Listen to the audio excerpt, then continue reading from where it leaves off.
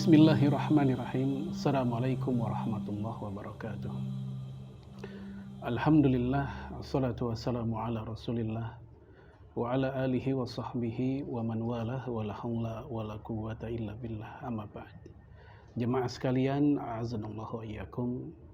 Salah satu kitab hadis kecil yang terkenal di dunia Islam adalah Al-Arba'un An-Nawawiyah. Itu kumpulan 40 hadis yang disusun oleh Imam An-Nawawi. Sebenarnya sebelum Imam Nawawi sudah banyak para ulama menyusun kitab serupa, yaitu kumpulan 40 hadis. Seperti yang dilakukan oleh Imam Abdullah bin Mubarak rahimahullah, atau ulama-ulama selanjutnya. Namun barangkali kita bertanya-tanya, kenapa dari sekian banyak kumpulan 40 hadis yang terkenal di dunia Islam itu kitabnya Arba'in Nawawi? Sebagian kalangan, sebagian ulama memberikan penjelasan karena kumpulan 40 hadis yang disusun oleh para ulama sebelum Imam Nawawi atau setelahnya itu biasanya bertemakan tema yang homogen. 40 hadis tentang Ramadan, 40 hadis tentang jihad, tentang akhlak. Sementara Imam Nawawi dalam 40 hadisnya itu temanya beragam. Di dalamnya ada akidah, di dalamnya ada akhlak, di dalamnya ada muamalah dan seterusnya. Inilah yang membuat menarik perhatian para ulama di masa setelah Imam Nawawi untuk mensyarah hadis tersebut. Dan tak terhitung banyaknya para ulama yang memberikan penjelasan baik dari sisi bahasa, dari sisi kandungan fikihnya, dari sisi penjelasan sanad hadisnya, hingga sampai berjilid-jilid sebagian mereka menyusunnya. Dan ini menunjukkan betapa berkahnya kitab ini. Dan boleh dikatakan tidak ada masjid melainkan pasti di dalamnya ada kitab Al-Arba'un An-Nawawiyah.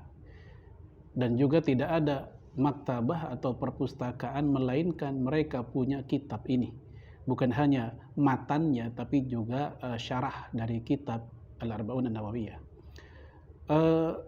Imam Ibnu Daqiq Al-Id, beliau menjelaskan kenapa disebut Al-Arba'un walaupun kita lebih sering menyebut Arba'in. Padahal isi hadisnya bukan 40 tapi 42. Menurutnya, karena kebiasaan orang-orang Arab, mereka menghadzafkan, menghilangkan bunyi kasrah dalam bilangan itu untuk menunjukkan sekitar, takriban. Jadi tidak benar-benar 40, bisa 38, 39 atau 41, 42. Sebagai contoh seperti misalnya puasa hari Asyura, di mana Asyura diambil dari kata asyrah, 10. Namun kita lihat pada faktanya para ulama mengatakan puasa Asyura itu bisa tanggal 9, 10, 11, dan ini yang paling utama seperti yang dikatakan oleh Imam Ibnu Hajar. Kemudian yang runner up yang kedua adalah 10 dan 11. Lalu yang paling bawah di antara 3 tingkatan puasa Asyura adalah puasa tanggal 10 saja.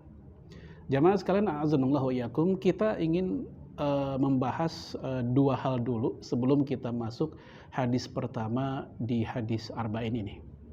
Yang pertama yaitu tentang Imam Nawawinya. Dia nama aslinya Yahya bin Syaraf An-Nawawi.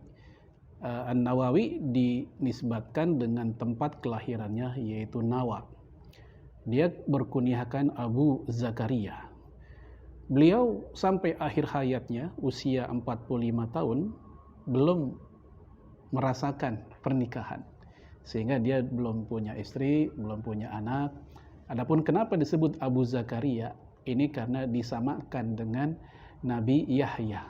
Yahya bin Syaraf. Itu sejarah kenapa dia disebut Abu Zakaria. Kemudian Imam Nawawi salah satu tokoh penting di mazhab Syafi'i, khususnya abad pertengahan. Beliau hidup di abad ke-7 Hijriyah. Dan beliau ulama yang mampu mengkompilasi, mengumpulkan pendapat-pendapat yang mu'tamad di mazhab Syafi'i. Kalau kita membaca buku-buku fikih dalam mazhab Syafi'i, sering kita akan nanti temukan ya syekhon, dua syekh. Siapa dua syekh tersebut? Yaitu Imam Rafi'i dan Imam An-Nawawi. Dan biasanya ketika terjadi perbedaan pendapat di antara Imam Rafi'i dan Imam Nawawi, ya kebanyakan para ulama Syafi'iyah mutaakhirin itu memilih pandangan Imam Nawawi.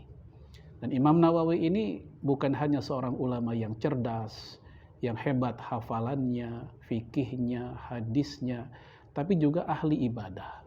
Bahkan sepanjang hayatnya dikisahkan oleh murid-muridnya sendiri bahwa beliau hanya memiliki pakaian dua saja, ya, dua gamis saja. Itu pun juga dengan jenis bahan yang tidak kalau ukuran orang kita itu tidak berkualitas bagus lah, hanya wool. Jika dia pakai yang satu lagi sedang dijemur. Jika yang sudah dijemur udah kering dia pakai, maka yang sudah dia pakai dia lepas untuk dia cuci. Ini sepanjang hayatnya seperti itu. Kemudian beliau rahimahullah juga seorang ulama yang sangat tegas. Tegas di sini adalah kepada penguasa yang zalim. Dan sudah masyhur kisah tegas beliau dengan seorang raja, ya, Zahir Syah, Malik Zahir Syah. Itu ketika raja ini punya keinginan mengumpulkan seluruh para ulama dengan harapan ulama ini ya menstempel keinginannya untuk memungut biaya jihad, biaya peperangan dari rakyat, dari warga saat itu. Karena saat itu nggak lama lagi ya akan terjadi peperangan dan butuh biaya. Nah, ketika para ulama berkumpul, Imam Nawawi termasuk di dalamnya. Nah, mereka menyetujui menandatangani keinginan raja tersebut agar biaya jihad ini juga ditanggung oleh warga, oleh rakyat saat itu. Namun di antara para ulama yang menandatangani, ada satu nama yang belum menandatangani. Dan hal ini membuat penasaran dan sekaligus kesal sang raja. Siapa dia? Maka ternyata itu adalah Imam Nawawi. Lalu Imam Nawawi pun dipanggil, diklarifikasi, ditanya-tanya, kenapa Anda tidak tanda tangan?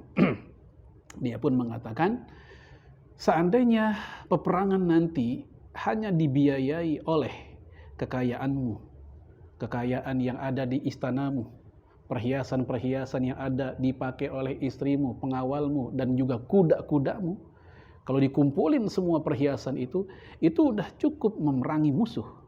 Kenapa engkau menuntut, meminta kepada rakyat yang sudah susah? Kalau engkau memberikan contoh, aku akan ikut menandatangani. Tapi engkau tidak memberikan contoh. Marah si raja tersebut, maka Imam Nawawi pun diusir ya ke kampung, dikembalikan ke kampungnya lagi, Nawa. Maka ketika terjadi dialog itu, para ulama lain memperhatikan, mendengar. Dan mereka pun baru sadar gitu. Betul juga Imam Nawawi ini. Akhirnya satu persatu mereka pun menganulir tanda tangannya. Nggak jadi dapat satu persatu. Ya, hingga akhirnya semua para ulama pun ikut-ikutan tidak melanjutkan atau tidak mengakui ya tanda tangan tersebut. Ya. Sehingga si raja bertanya, emang itu ulama siapa sih? Itu orang siapa hingga sampai begitu besar pengaruhnya kepada kalian? Lalu mereka pun menjawab, itu Abu Zakaria, Yahya bin Syaraf, itu ulama kami. Maka kata Malik Zahir Syah ini, oke, bilang sama dia, suruh balik lagi, saya minta maaf. Maka kata Imam Nawawi, saya tidak akan kembali sampai itu raja mati. Nah, sebulan setelah peristiwa itu, raja ini pun wafat. Barulah kemudian Imam Nawawi rahimahullah dia kembali ke daerah tersebut. Kita lihat di sini ketegasan Imam Nawawi, di samping dia cerdas, ya luas ilmunya, ahli ibadah, dia pun juga tegas kepada kezaliman penguasa.